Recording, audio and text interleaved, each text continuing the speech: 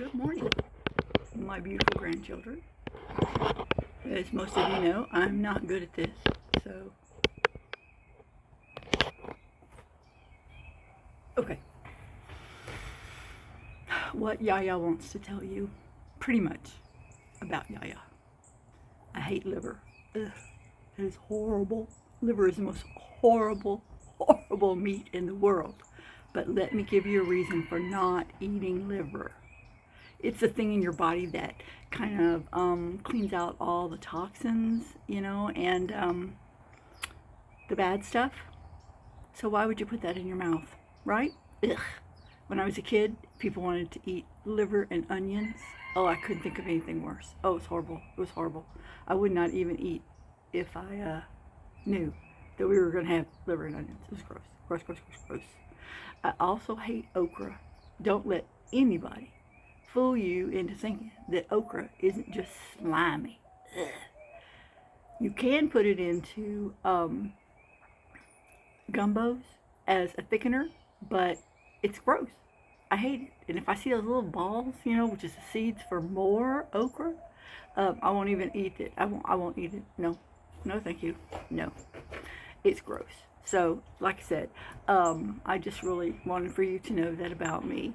I will tell you some things I like, that's for sure. But those two things I don't like. And I don't think anybody should like them. But gross. Ugh. Yeah.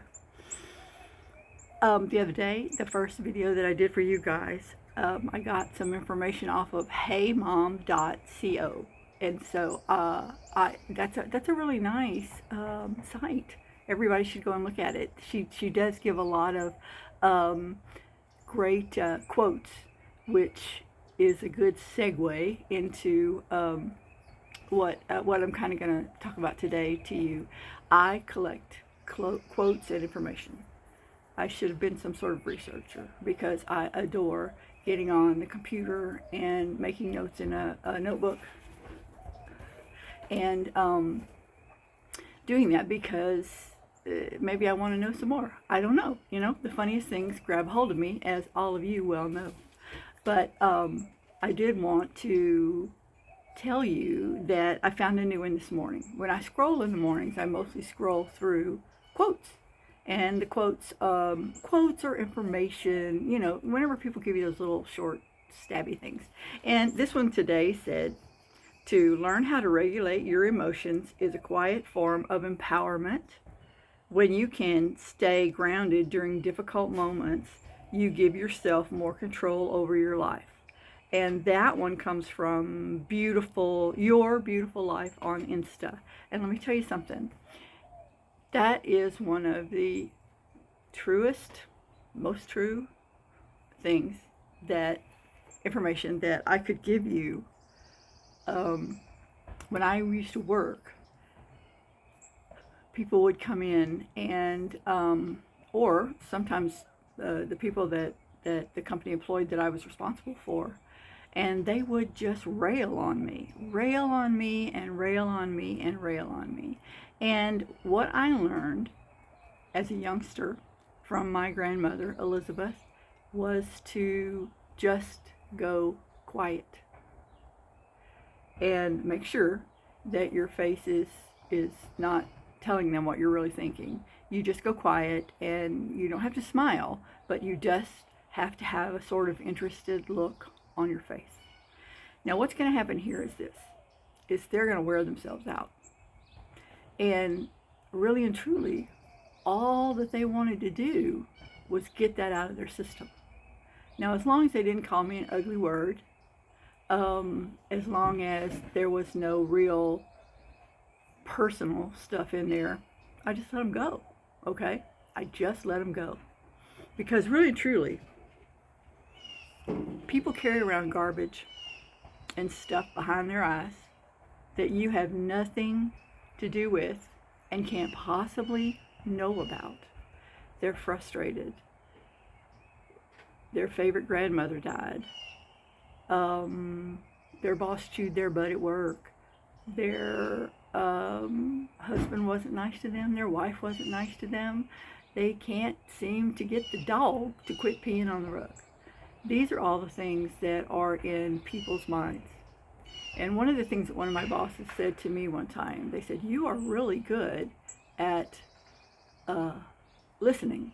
And I said, "No, what I'm good at is understanding that they're not really coming at me.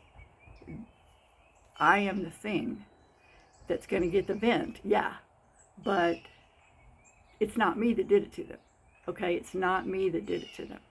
So, and a lot of times, all they wanted to do was get somebody to listen to them.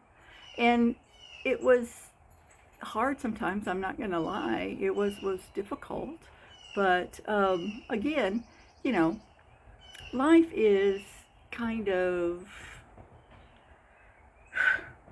10% of what you make it and 90% of how you take it. And I heard that once. I wrote down my thing. And to me, that was so amazing to hear, because I didn't know them. And there was no possible way that they could hurt my feelings or make me feel bad about myself, because I didn't know them. I didn't love them. They didn't love me. And most of the times, the people that can really hurt you are the people that really know you. So stop taking things so personal. Stop taking things so personal. It has become an absolute national habit to take things personal and then to post it like this.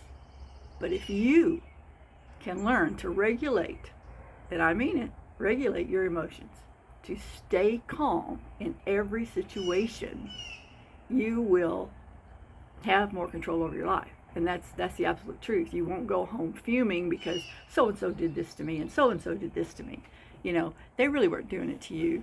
They were just doing it, you know, and that was kind of one of the things. I'm going to tell you something about Terry. And of course, you all know who Terry is. Terry is my oldest child, and I love her to death.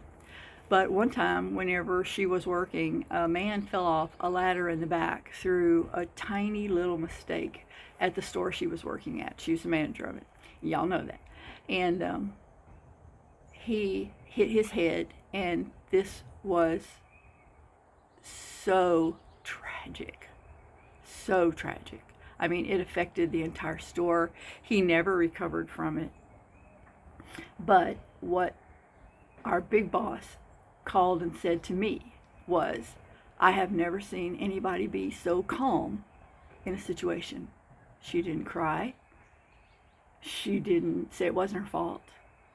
She was just there waiting to see what the outcome was going to be at the hospital. And then she dealt with it. Okay? She dealt with it. So it wasn't anybody's fault. It wasn't the store's fault. He chose to put his foot in the wrong place just for a second, and it was just enough to cause that accident. How sad. And it was sad. But she chose to remain calm. And so she had control of herself, control of her situation, something that could have affected her for the rest of her life in a very negative way. And I don't know if there's a positive way for that to happen, but in a very negative way. She didn't. She was very in control. And that is very important, that you be in control of yourself, your feelings, your words. I always used to tell my people, you have two things that you have control over: what you put in your mouth and what comes out of your mouth. So you don't have to always answer back to people. You don't. You can wait it out, and then you can say, "Can I talk? Is it my turn?" You know? And then give your viewpoint on what's happening or explain why you can't do something. But you don't have to always have a comeback. You don't. And that is so important. I just want to make sure too that you understand that when people are having tough times, that's not for you to fix either. It is for them to fix.